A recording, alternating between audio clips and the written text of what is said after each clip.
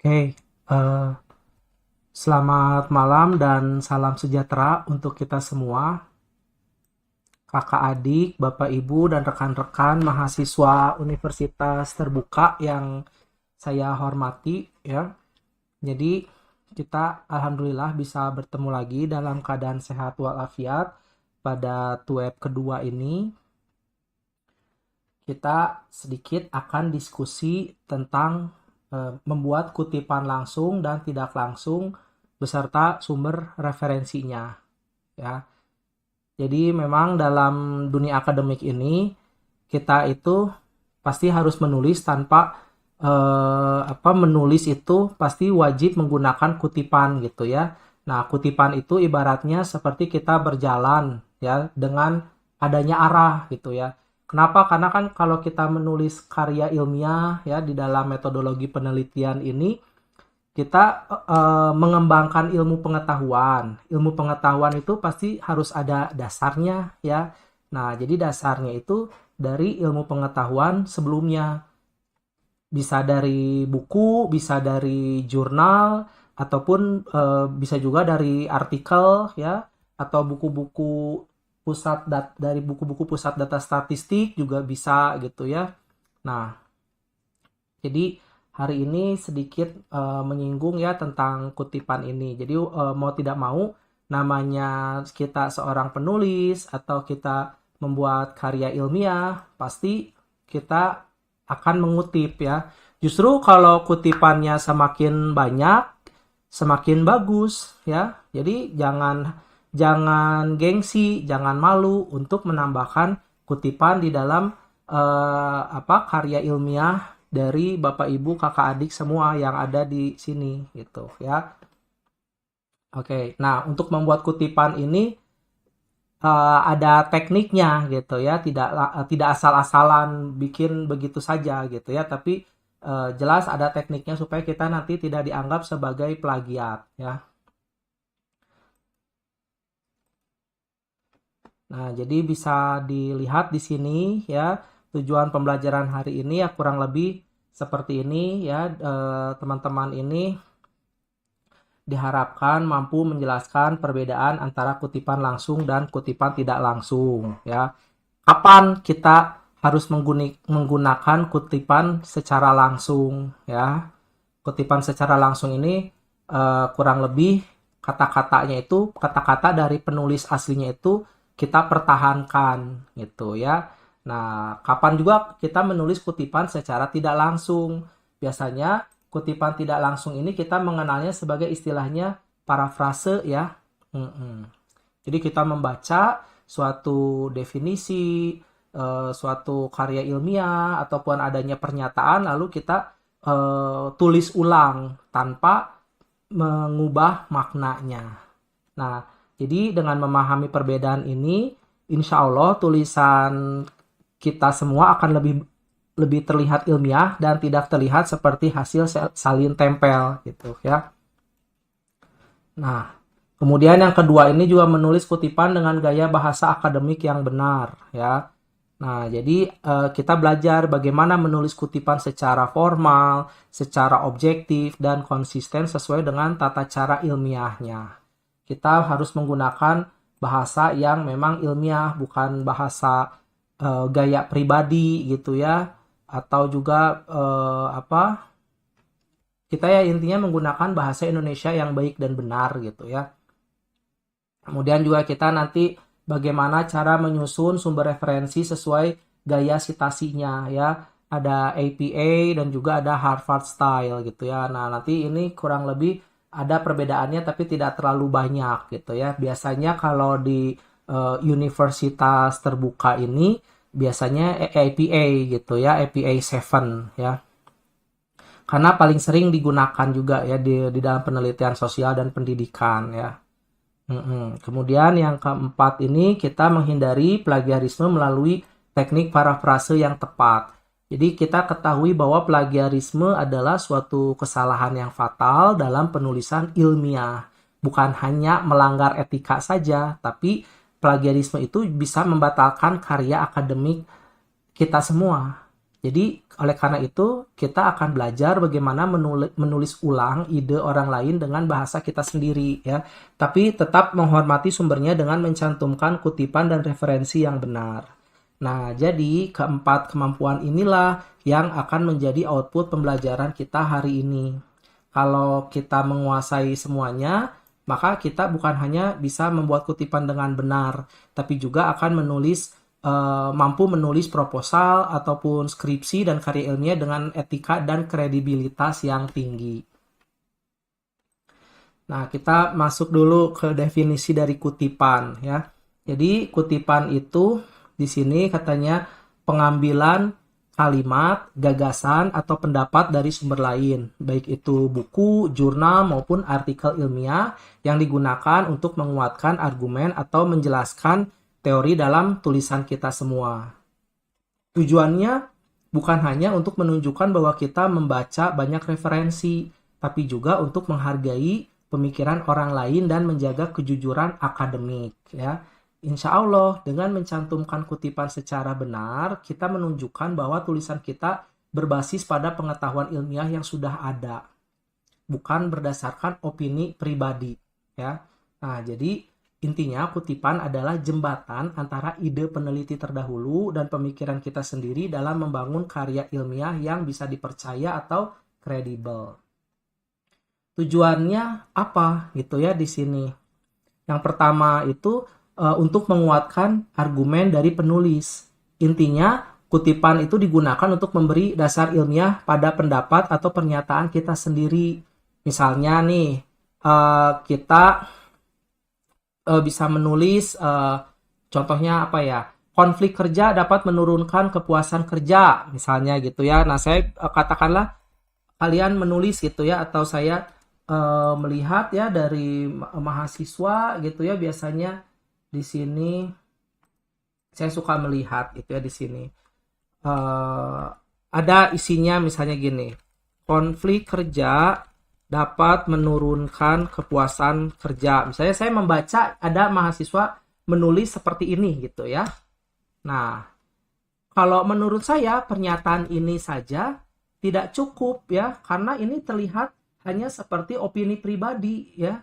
Konflik kerja dapat menurunkan kepuasan kerja. Ya oke lah kalau kita misalnya dalam diskusi sehari-hari, oke kita bisa bicara gitu ya, karena sifatnya kan diskusi sehari-hari itu informal gitu ya. Tapi ketika kita masuk ke dalam tulisan atau karya ilmiah, ini tuh harus kita perkuat lagi gitu ya. Maksudnya perkuat itu ini dari siapa yang bicaranya gitu ya. Karena kalau kita hanya menulis seperti ini saja ya, teman-teman di sini ada Bapak Fatan, Ibu Dinda, Bapak Asril, Ibu Fausina dan teman-teman yang lain ya.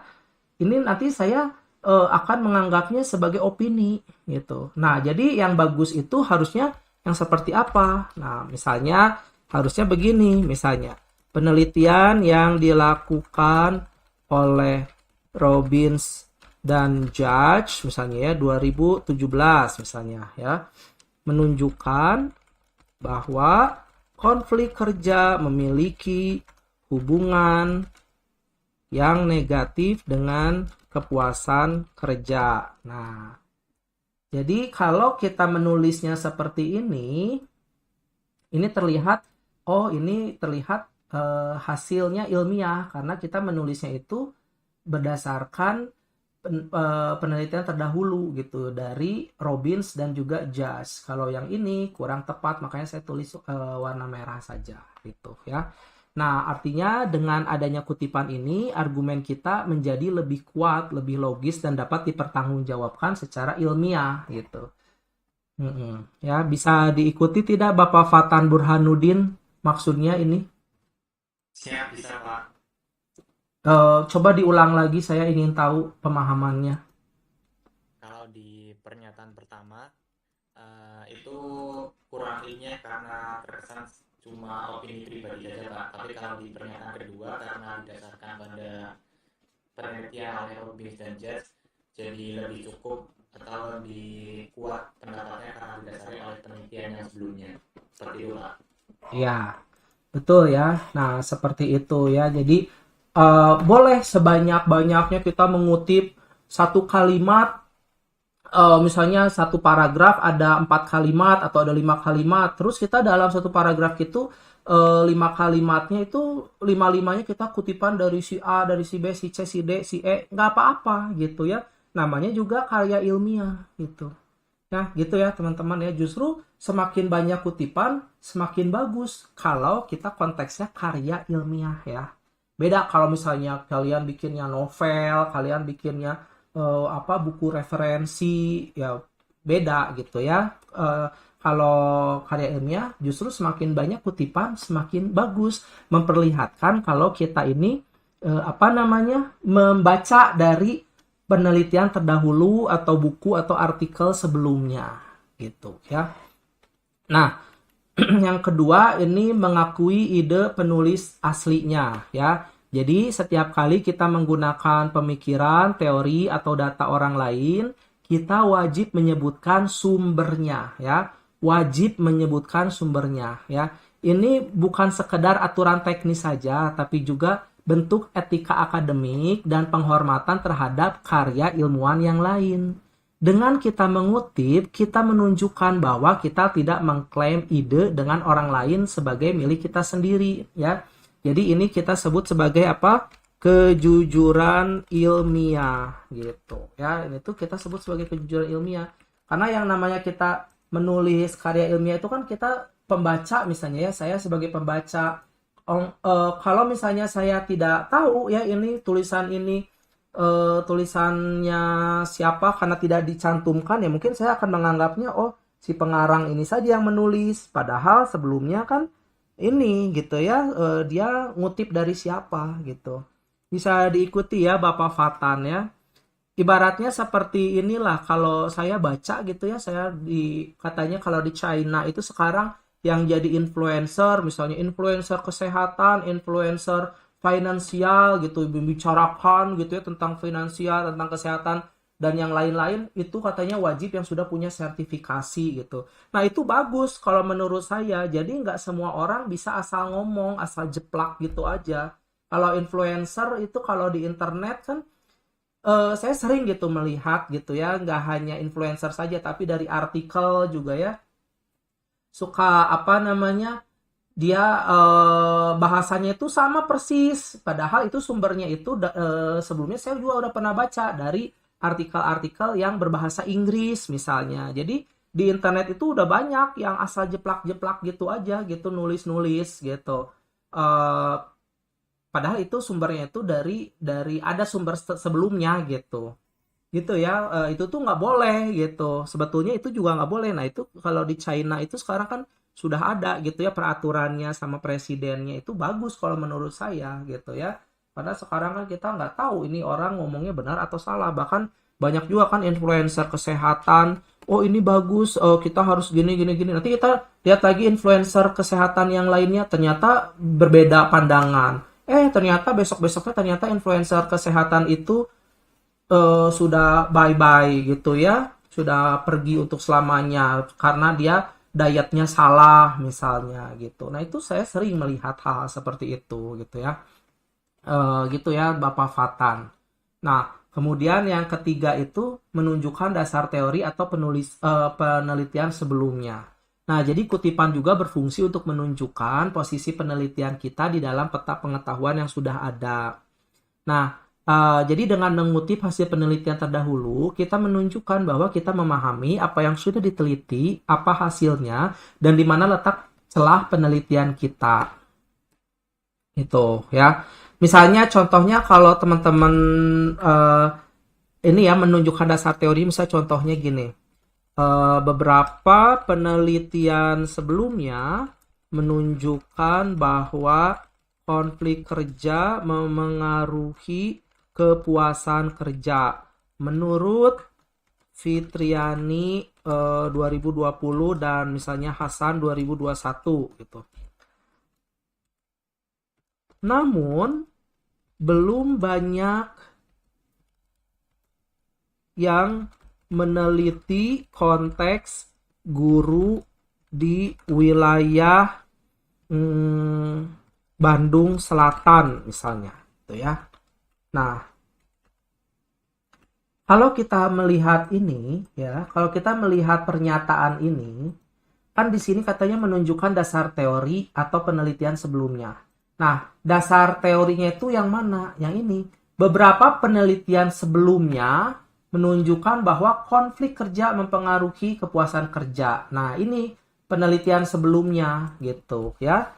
Nah, disinilah kita mengisi celahnya. Namun, belum banyak yang meneliti konteks guru di wilayah selatan, di Bandung Selatan. Nah, inilah kita mengisi celahnya itu, gitu. Bisa diikuti tidak ya, Ibu Dinda Nabela?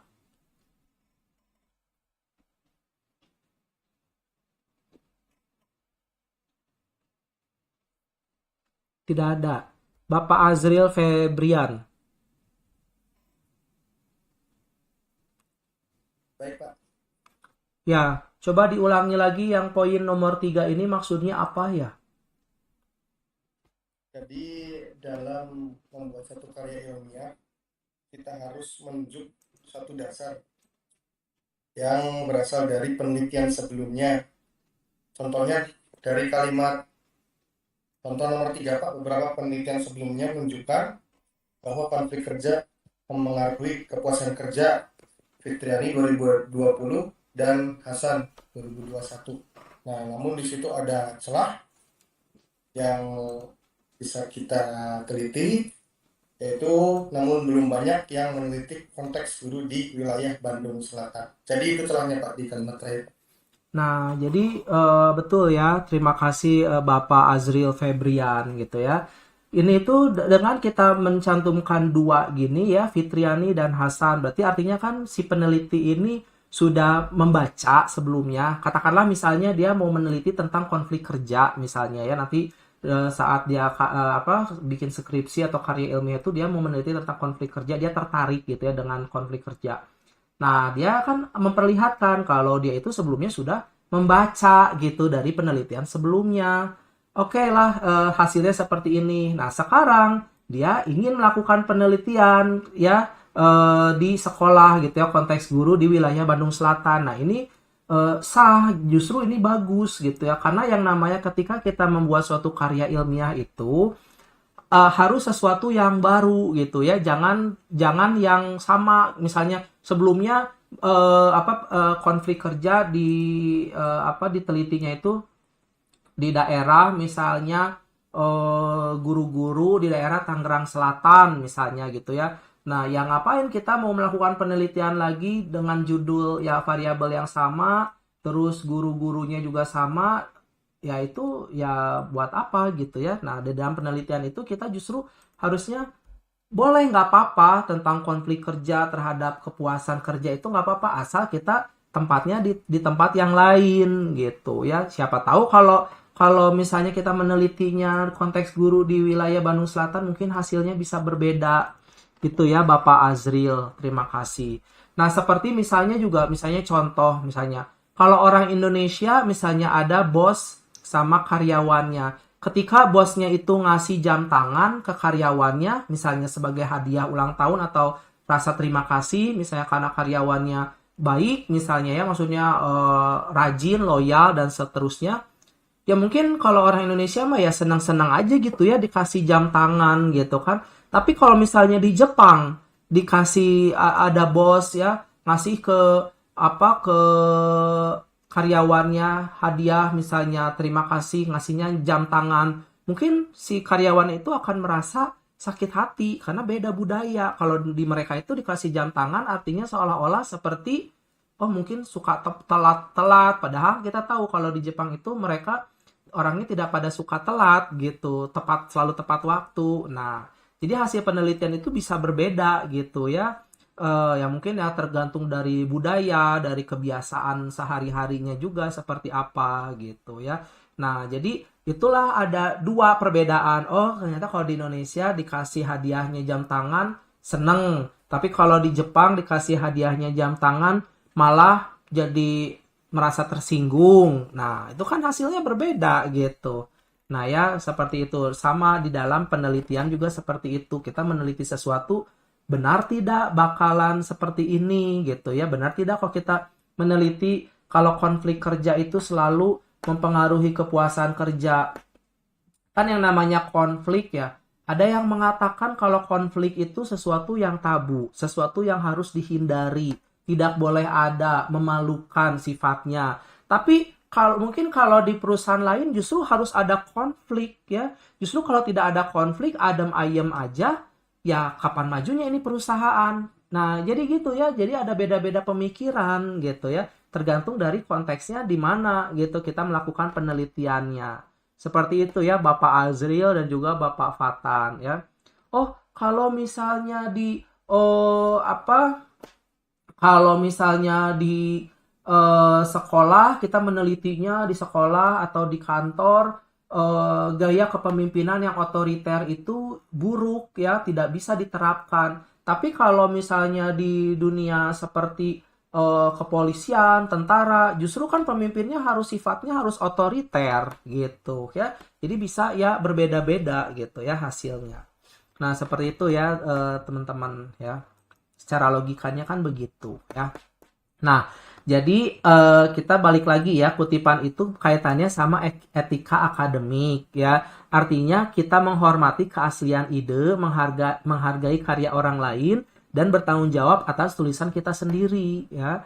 Ketika kita menggunakan teori ataupun kita memakai data atau pendapat dari peneliti lain, kita harus menyebutkan sumbernya dengan jelas ya. Nah, inilah bentuk dari tanggung jawab ilmiah yang membedakan seorang peneliti sejati dengan penyalin informasi biasa. Dengan kata lain, setiap kutipan yang kita tulis menunjukkan seberapa jujur dan beretika kita sebagai seorang akademisi.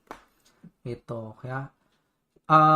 Sekarang juga ini ada tentang plagiarisme. Plagiarisme itu kita tahu ya, kurang lebih merupakan tindakan mengambil ide, kalimat, atau hasil kerja orang lain tanpa mencantumkan sumbernya dan mengakuinya seolah itu milik kita sendiri. Nah, di dalam dunia akademik, plagiarisme itu bukan sekedar kesalahan teknis. Ini adalah pelanggaran moral dan juga hukum. Ada kasus-kasus ya, di Kalimantan kampus negeri gitu ya. Oh, dia jadi profesor ya, dosen-dosennya itu cepat gitu jadi profesor, jadi guru besarnya itu. Ternyata saat mengajukan udah ketahuan gitu ya, ketika sudah jadi profesor merekanya itu ya, ketahuan ternyata hasil-hasil penelitiannya itu mereka plagiat gitu. Ya itu banyak yang seperti itu. Akhirnya pada dicabutin lagi satu-satu mereka itu karena ketahuan gitu ya. Kalau nggak ketahuan ya mungkin adem ayem aja gitu. Nah, seperti itu ya. Atau kan kalau misalnya dalam konteks musisi ya, musik pernah juga kan katanya oh ini nadanya sama, terus lirik lagunya juga sama. Wah, ini plagiat, harus bayar miliaran. Kan suka ada juga kasus-kasus seperti itu. Itu kalau yang diketahui ya. Oh, ketahuan gitu. Tapi kalau kita sebagai pembaca kan umumnya kasarnya, kalau pembaca itu kan luas gitu ya. Mungkin ada yang tahu, ada yang nggak tahu. Kalau orang yang nggak tahu mungkin oh begini hasilnya. Tapi kalau misalnya orang ternyata yang bacanya itu orangnya ahli, dia udah tahu, mungkin dia akan membaca itu, wah ini plagiat. Nah, berbeda gitu opini orang itu, opini pembaca maksudnya gitu ya. Nah, seperti itu ya teman-teman. Nah, jadi intinya janganlah sampai kita melakukan suatu plagiarisme ya. Makanya kita harus mengutip gitu. Dengan kita mengutip itu memberitahu gitu kan siapa sumbernya dari mana gitu ya. Nah, kita masuk ya ke kutipan langsung dan kutipan tidak langsung. Nah, kutipan langsung dan kutipan tidak langsung itu dua-duanya sama penting, tapi punya fungsi, teknik, dan etika penulisan yang berbeda. Nah, kalau kutipan langsung ini atau direct quotation, katanya pengambilan kalimat atau pernyataan dari sumber asli secara persis tanpa mengubah satupun kata atau struktur kalimatnya.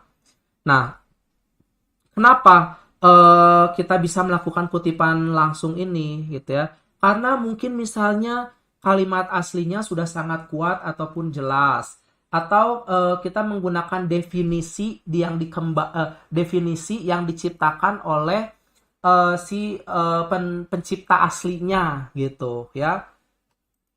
Atau misalnya penulis ingin menunjukkan keaslian pernyataan sumbernya. Ini kan ya sumber utamanya itu dari Philip Kotler misalnya tentang definisi marketing misalnya. Kan kita tahu ya biasanya kalau nggak Philip Kotler siapa? eh Siapa ya? Aduh, Porter misalnya ya, Porter ya. Ah, ah. Nah, atau kalimat itu mengandung makna teoritis penting yang tidak boleh diubah. Jadi kan kayak tadi ya marketing itu misalnya pengertian marketing menurut Michael Porter itu kan kalau orang-orang dosen-dosen marketing ataupun profesor yang paham marketing itu nama yang udah jelas hampir semua orang pasti tahu gitu ya. Pencetusnya itu adalah Michael Porter misalnya gitu ya atau pencetus balance scorecard ya tools alat skor keseimbangan balance scorecard itu dari siapa namanya Kaplan dan Norton semua orang juga tahu gitu ya kalau yang orangnya udah pengalaman gitu kan terus tiba-tiba dia bikin definisi sendiri gitu ya tanpa diberitahu gitu kan itu tuh sumbernya dari mana nah itu nggak boleh gitu ya. Nah, jadi cara melakukan kutipan langsung ini bagaimana dan seperti apa gitu ya. Contohnya misalnya ya, ini contoh dari kutipan langsung gitu ya. Contohnya itu misalnya eh, misalnya gini, workplace conflict ya, workplace conflict is an inevitable part of organizational life. Organizational life ya.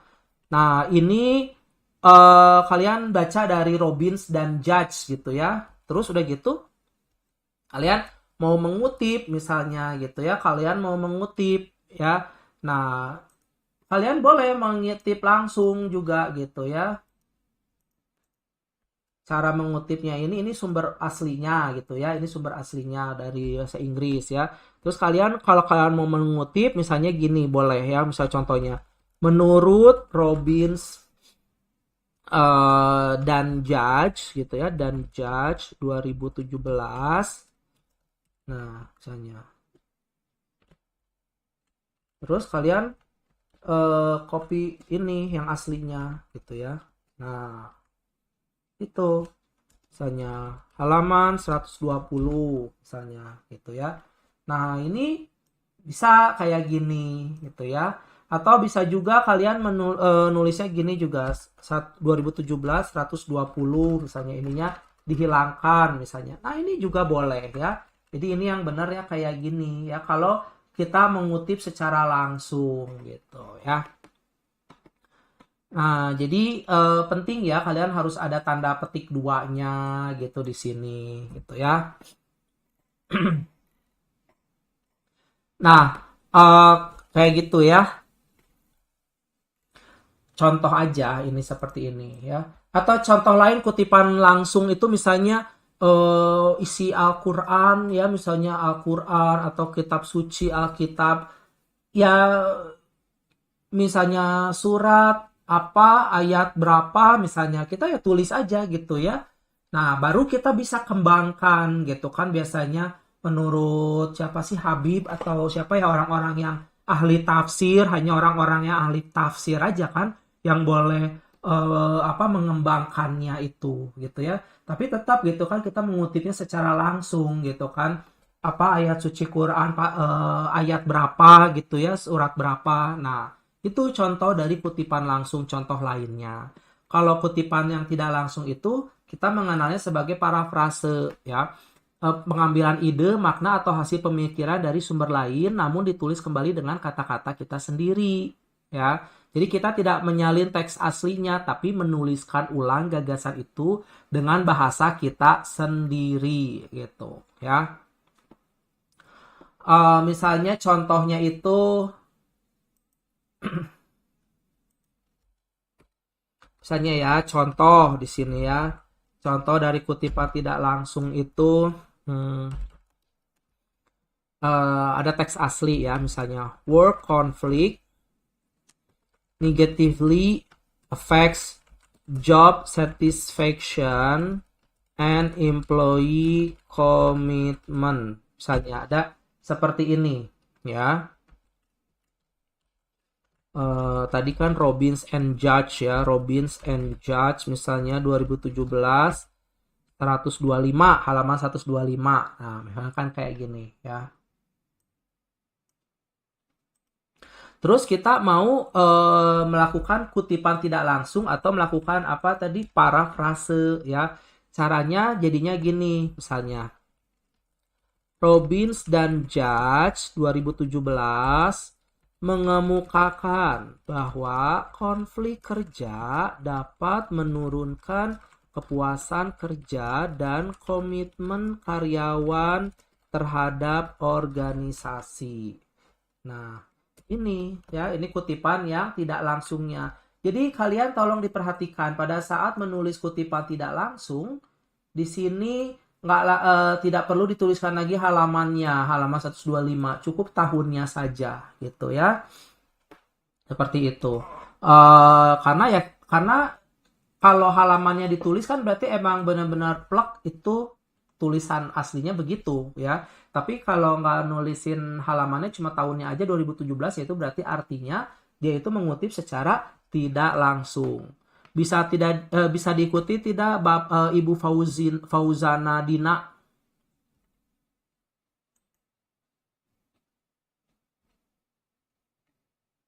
Mana ini Ibu Fauzana Dina?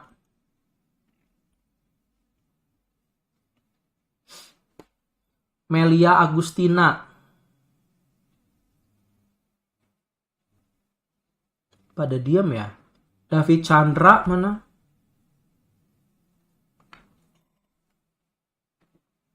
Feby Agustrio.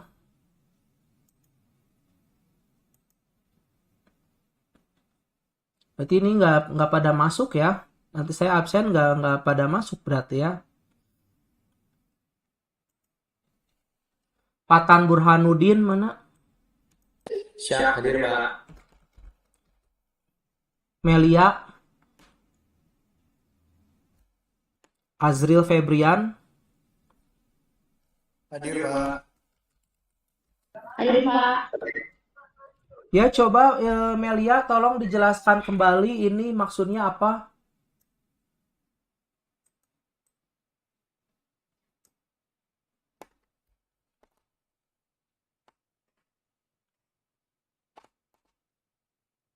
Diem ya. Fauzana. Ya, Adik Setiawan hadir. David Chandra. Oke. Isnin Rizky, ya Bapak Adik Setiawan sudah ada ya. Terima kasih. Isnin mana?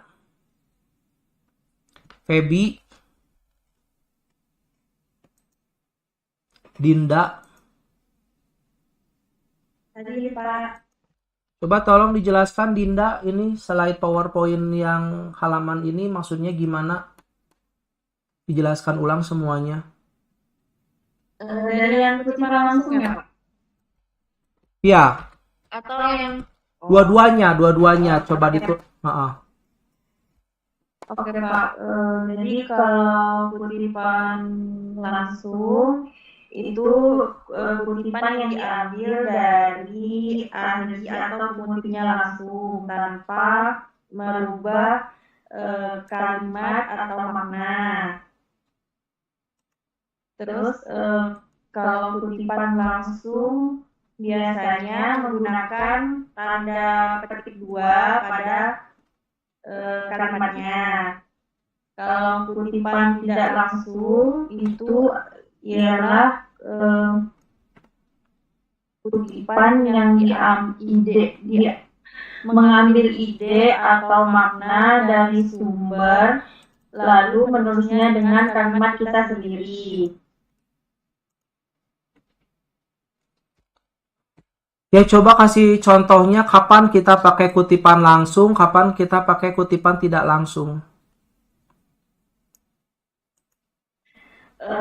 Kalau kutipan langsung, Contohnya saat kapan kita pakainya.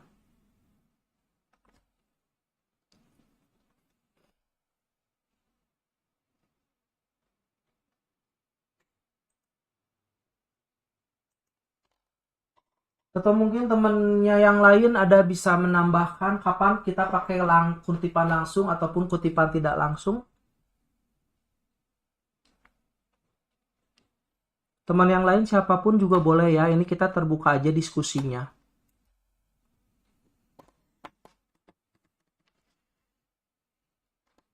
Karena keaktifan kalian juga nanti akan saya nilai ya.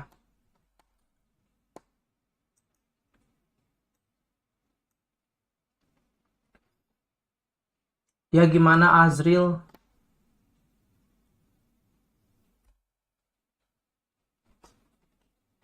Izin menjawab, Pak. Ya silakan. Jika tidak salah, Pak, mohon koreksinya. Untuk kondisi pertama, kita menggunakan kutipan langsung apabila kalimat yang ingin kita kutip atau sumber ingin kita kutip itu secara arti sudah jelas, Pak. Secara maknanya sudah jelas sekali. Makanya lebih baik kita mengutip secara langsung. Kemudian untuk kutipan tidak langsung itu kebalikannya, Pak. Jadi mungkin makna dari kalimat yang ingin kita kutip itu tidak jelas secara menyeluruh. Terima kasih, Pak. Ya, terima kasih Bapak Azril ya. Ya, jadi memang kutipan langsung itu contohnya seperti sumbernya itu memang itu sumber utamanya dari situ. Misalnya, contohnya kita dari Al-Quran misalnya.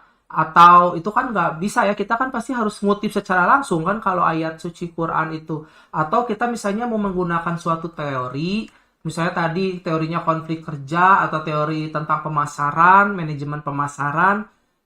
Biasanya kan namanya buku juga ya, teori-teori itu suka ada kiblatnya gitu ya, suka ada kiblatnya. Oh kalau pemasaran itu Michael Porter misalnya gitu ya. Nah kita sering-seringlah baca dari buku kitab sumber utamanya itu. Nah itulah kita boleh mengutip secara langsung.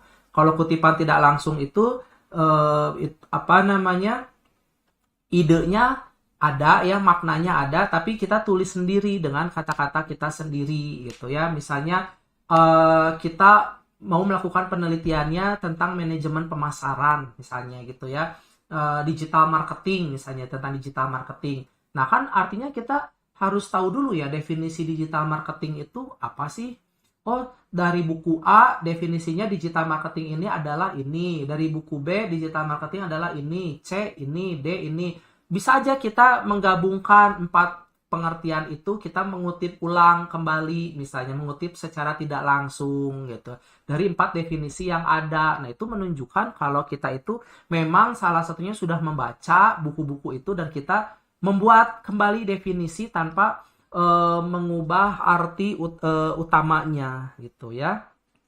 Ya jadi yang dikatakan oleh temannya terima kasih, sudah cukup baik gitu ya. Itu contoh-contohnya seperti itu ya. Termasuk kalian juga dalam kalian melakukan penelitian karya ilmiah itu ya, persiapan buat karya ilmiah itu kan wajib ada kutipan baik itu langsung ataupun kutipan yang tidak langsung gitu ya. Ya mudah-mudahan bisa diikuti ya maksud saya. Bahkan kalau sekarang itu ya kita harus apa? Harus sering-sering melakukan parafrase ya. Karena jangan lupa nanti kita hasil penelitian kita kan dicek menggunakan Turnitin. Kalau kalian tahu ya, nanti kan dicek hasil penelitian kalian itu karya ilmiahnya gitu ya. Pakai Turnitin, tidak boleh lebih dari 30%. Jadi kalau dari keseluruhan hasil penelitian kalian yang berapa halaman itu dicek plagiarismenya, pakai AI ya, biasanya kan sekarang itu namanya Turnitin gitu ya. Nah itu kalau ketahuan lebih dari 30% itu nggak boleh ya, harus diperbaiki lagi, harus diparafrase lagi supaya sampai benar-benar maksimal 30% gitu ya. Mudah-mudahan bisa dipahami ya. Nah seperti itu. Karena kan sekarang udah terlalu banyak tuh ya orang nulis buku atau apa, melakukan definisi, membuat definisi dan sebagainya. Terlalu banyak gitu ya, supaya ini ya karena kita kemajuan teknologi juga sih ya. Kalau waktu zaman saya dulu kan belum ada ya, waktu saya kuliah zaman dulu S1 misalnya tahun berapa 2003, tahun 2000-an itu kan belum ada gitu ya. Mungkin Turnitin itu baru-baru ada ini dari 2015 ke sekarang gitu ya, 2015 ke sini gitu baru-baru adanya gitu kan. Nah, begitu ya teman-teman ya. Ya, memang dengan adanya kemajuan teknologi seperti sekarang juga ya, artinya kan kita bisa menggunakan orang misalnya menggunakan artificial intelligence, menggunakan apa namanya chat GPT misalnya, itu kan udah banyak banget ya orang yang bikin penelitian kayak gitu dan tidak boleh sebetulnya kan menulis ya pakai chat GPT. Kalaupun mau ya juga harus bener nggak ini sumbernya dari mana. Kadang-kadang kan suka tolong cari definisi konflik kerja ke chat GPT misalnya, di situ disebutkan, kan belum tentu juga benar nggak itu hasilnya dari penulisnya itu gitu ya. Bahkan ya kita juga harus apa tadi melakukan parafrase kalaupun misalnya itu pakai chat GPT, nggak apa-apa sebetulnya ya, nggak masalah ya. Kayak chat GPT itu nggak masalah, cuma ya tetap kita harus ada etikanya. Kita cek kembali misalnya apa kita cek kembali sumbernya benar tidak, sumbernya itu begitu aslinya gitu ya. Terus ya kita parafrase gitu kalau chat GPT gitu ya, nggak masalah kita menggunakan teknologi. Justru kan katanya zaman sekarang itu kita mempercepat ya, menggunakan teknologi itu mempercepat kita mengerjakan sesuatu. Cuma karena ini adalah suatu karya ilmiah, kita bicaranya dalam konteks karya ilmiah, tetap kita itu nggak boleh asal jeplak-jeplak gitu aja gitu ya. Bahkan kalau kalian yang apa digital marketing juga kan menggunakan kata-kata siapa atau menggunakan foto yang ada legalitasnya gitu ya, main comot sana sini, kalau ternyata ketahuan gitu kan bisa-bisa kalian dituntut gitu kan ya. Mungkin kalau di Indonesia mungkin belum terlalu ini ya, tapi kalau kayak di luar negeri, kayak di ya negara-negara yang sudah maju itu, dengan adanya plagiarisme, ketahuan plagiarisme itu bisa apa bisa menderita kerugian gitu kan orang yang telah melakukan plagiarismenya tersebut. Mungkin kalau di kita masih belum ya, masih belum kuat gitu ya saya rasa. Tapi kalau kita udah kelasnya internasional beda gitu. Nah, begitu ya teman-teman.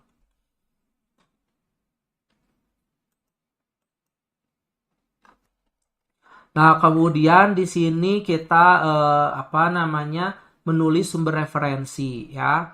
Nah, jadi memang untuk menulis sumber referensi itu kita menggunakan dua gaya ya. Apakah menggunakan American Psychological Association atau APA style, atau kita pakai Harvard style gitu ya. Nah, jadi kita mau yang mana gitu ya. Kalau misalnya Pak, kalau di kampus kita misalnya semuanya pakai APA style. Nah, jadi nanti kalian kalaupun mengutip ya dalam ini penelitian kalian itu wajib semuanya menggunakan gaya yang sama. Kalau APA style ya udah APA style semua gitu ya. Jangan nanti ada APA style terus ada Harvard style gitu ya. Nah, itu nggak boleh gitu ya. Apa namanya, kalian harus konsisten gitu ya. Jadi yang benar yang mana? Ya dua-duanya juga benar. Itu kan tergantung dari ketentuannya aja gitu ya. Kalau kalian misalnya nulis jurnal di mana gitu ya, biasanya kan wajibnya menggunakan gaya APA. Tapi kalau kita misalnya masukkan menulis jurnal di yang lain, harusnya pakai Harvard style. Nah, jadi sebenarnya nggak masalah asal tetap dua-duanya kita sifatnya konsisten gitu aja ya. Nah, API style itu gimana misalnya contohnya gitu ya. Biasanya kalau di API style itu biasanya kan ini kaitannya nanti dengan daftar pustaka ya. Nah, nanti coba saya akan apa namanya kita perlihatkan gitu ya seperti apa.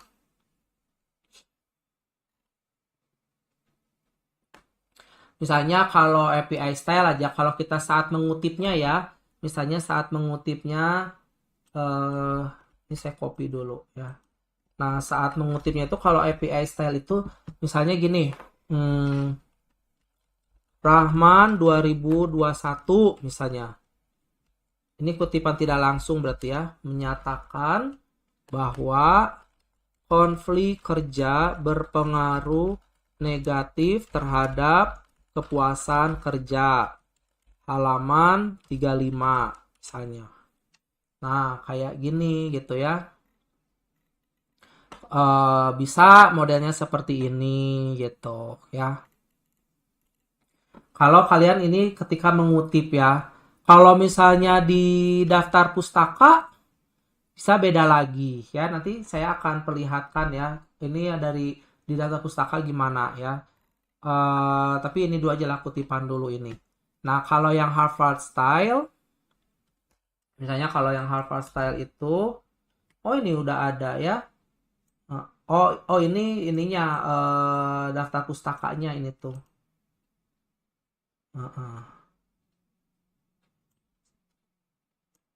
Soalnya gini aja lah. Ya. Kalau Harvard Style itu kalau ketika ngutip itu misalnya gini.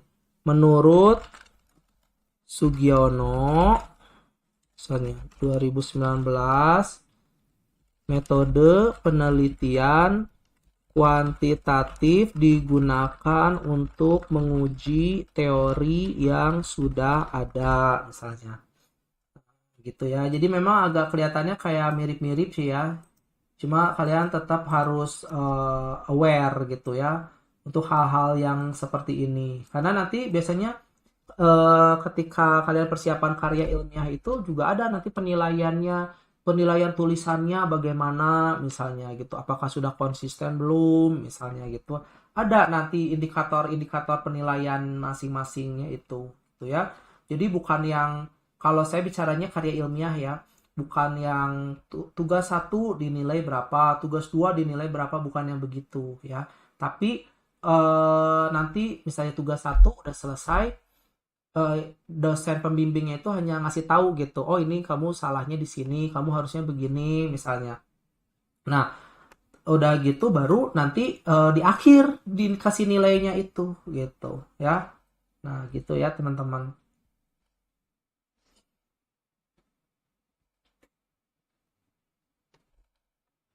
Tapi kalau metodologi penelitian ini tiap tugasnya ada penilaiannya ya. Tugas 1 nilainya berapa, tugas 2 berapa, 3, 4 berapa gitu ya. Nah, oke, seperti itu ya teman-teman ya. Ini ada teknik menghindari plagiarisme gitu ya. Gimana sih caranya? Yang pertama, kalian makanya harus bisa yang namanya parafrase. Jadi kalau sekarang itu ya harus punya kemampuan untuk melakukan parafrase atau menulis ulang kembali gitu ya. Nah, begitu ya teman-teman ya harus bisa menulis ulang tanpa mengubah arti ya. Itu parafrase ya. Terus kalian juga harus cantumkan ide meski tidak dikutip secara literal. Atau yang bagusnya itu kalian menggunakan aplikasi seperti Mendeley ataupun Zotero ya. Jadi ini untuk yang misalnya melakukan penelitian, terus penelitian itu kalian kalau yang terindeks internasional itu kan biasanya sampai sampai ada ratusan gitu ya, daftar pustakanya itu bisa puluhan, mungkin bisa di atas 50 sampai bahkan ratusan. Nah, itu karena terlalu banyak ya, alangkah lebih bagusnya pakai aplikasi gitu ya. Apa contohnya Mendeley atau Zotero. Jadi itu dia bisa secara otomatis kayak AI lagi, tapi itu untuk daftar pustaka. Mungkin kalau untuk karya ilmiah yang hanya 10 ya masih bisa, daftar pustakanya hanya 10 ya berarti ya masih bisa di handle gitu lah. Tapi kalau misalnya udah puluhan, udah sampai ratusan, saya rasa itu udah halnya udah berbeda lagi gitu ya. Pasti pusing juga gitu. Nah, seperti itu. Kemudian nanti di akhir kalian juga jangan lupa pakai similarity check ya, atau tadi apa pakai Turnitin sebelum benar-benar mengumpulkan naskahnya. Gitu ya.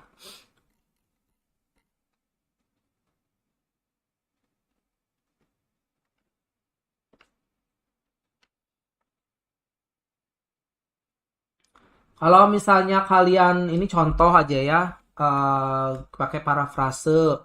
Misalnya ada teks asli, teks aslinya itu misalnya work conflict ya, konflik kerja negatively affects job satisfaction. Misalnya ada contohnya gini. Terus kalau kalian mau parafrase bisa ya, parafrasenya misalnya jadi gini. Parafrase ya, ini parafrase.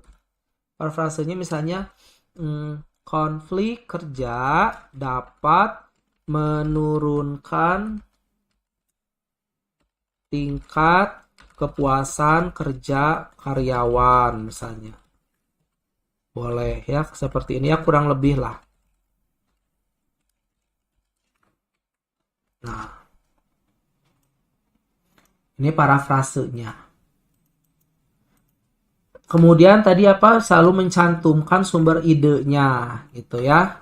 Nah, jadi kalian suka sering kali gitu saya melihat itu nulis tapi nggak tahu ini sumbernya dari mana gitu ya. Nah, alangkah lebih bagusnya kalau kalian ada sumber-sumber cantumkan idenya dari mana nih, dari Robbins and Jacks misalnya gitu ya. Ya, atau bisa tadi pakai Mendeley atau Zotero untuk referensi, untuk daftar pustaka. Ingat ya, nggak boleh lebih dari 30%. Gitu. Dan yaitu similarity check-nya nggak boleh lebih dari 30%. Nah, coba sekarang kalian latihan parafrase.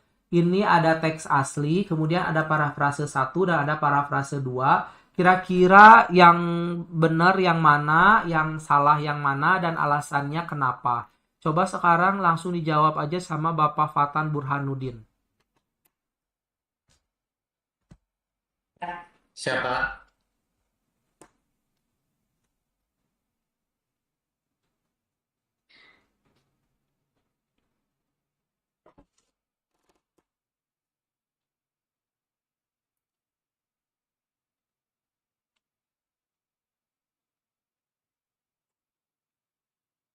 Silakan. Jadi bagaimana Bapak Fatan Burhanuddin, mana yang benar, mana yang kurang tepat?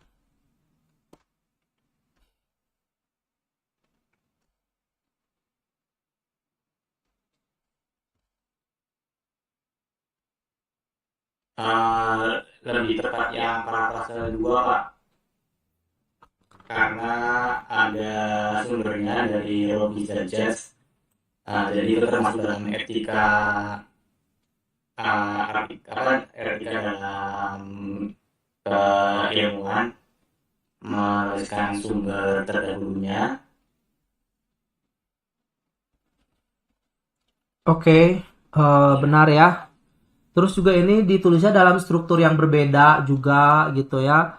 Sumbernya dituliskan dengan jelas, tapi makna juga tetap sama meskipun sudah diparafrase. Nah, tapi kalau yang ini kenapa kurang tepat yang parafrase 1? Yang pertama, struktur kalimatnya hampir mirip dengan teks asli, terus hanya mengganti beberapa kata dan tidak mencantumkan sumber. Nah, ini kalau tidak mencantumkan sumber, kalau udah bahasanya kayak gini, ada definisi merupakan bla bla bla, konflik di tempat kerja merupakan bla bla bla. Nah, ini kalau misalnya tidak ada sumbernya, saya sebagai seorang pembimbing biasanya akan berpikir, oh mungkin ini orang mahasiswa ini ngutip plagiat gitu, tidak mencantumkan aslinya dari mana gitu ya. Nah, begitu ya teman-teman ya. Terima kasih Bapak Fatan Burhanuddin ya.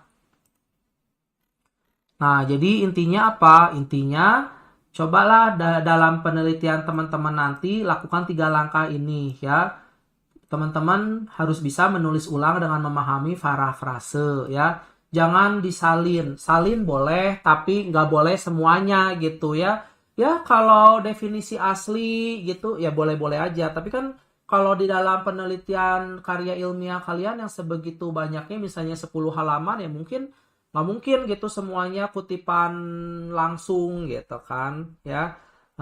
Terus juga harus mencantumkan sumber ide gitu ya. Dan juga cek konsistensi dan juga similarity-nya ya.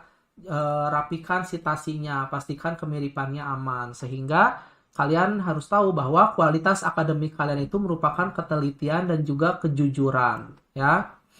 Ingat, saya menulis dengan benar, jujur, dan juga rapi. Ya, tetap harus punya integritasnya. Nah, seperti itu Bapak Fatan, Bapak Azril, dan teman-teman yang lainnya. Ya.